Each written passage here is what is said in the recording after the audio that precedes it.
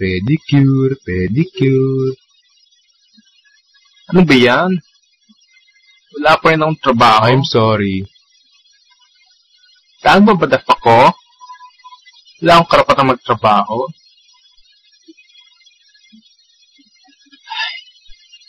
It's so unfair.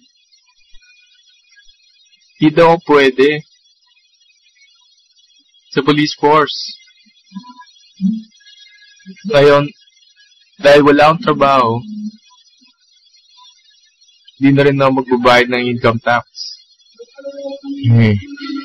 So, bakit malungkot ka pa rin? Hindi ba dapat masaya ka kasi wala ka pa rin binabayarang income tax? Gaga.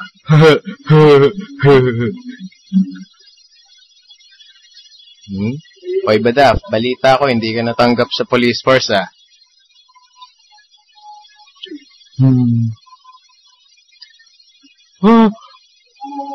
Sinong bakla?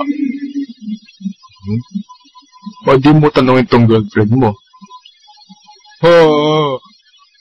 Mas lalaki pa sa akin to eh.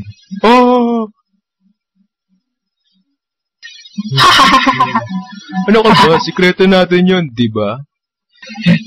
Not anymore.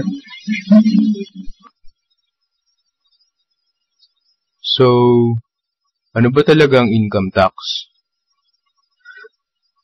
Sige na, paliwanag mo naman sa akin. Well, ang income tax ay isang tax sa net income ng isang buong taon.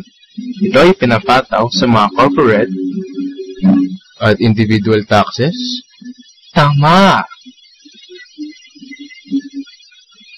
Ginagawa rin to para magkaroon ng malaking kita para sa gobyerno at i-offset ang regressive sales and consumption taxes. At ang pinakahuli ay para magkaroon ng pagkapantay-pantay sa istruktura ng ating buong komunidad. Tama! At magbabayad dito para sa pribilehiyong kumita.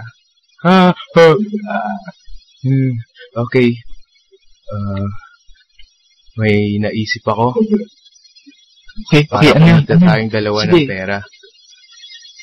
Salita. Papatayo tayo ng beauty parlor. May kulot at pedicure?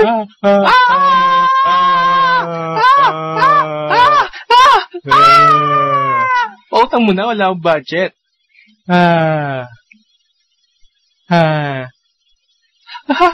Teka lang, wiwi mo na ako.